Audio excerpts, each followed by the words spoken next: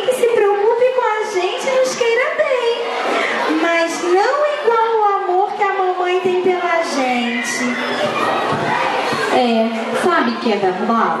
O primeiro amor que tivemos alguém foi o da mamãe.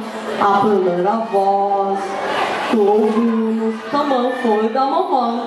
A mamãe nos amou antes mesmo de nós nascermos, quando a gente ainda estava lá dentro da sua barriga. Realmente, amor igual de mãe não existe. É mesmo inexplicável. É verdade.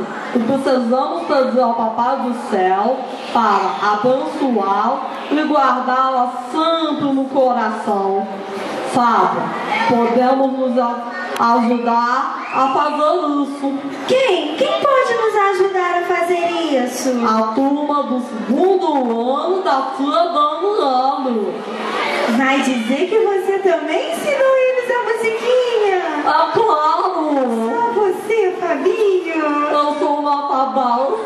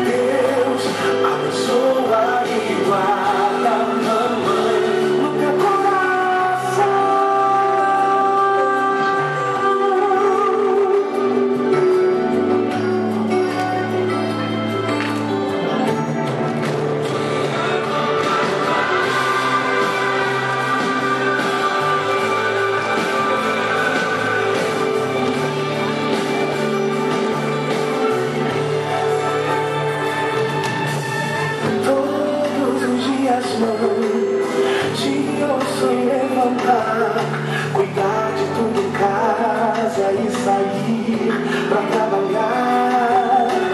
Mas antes de partir, chega bem junto a mim, me dá um beijo doce, pede a Deus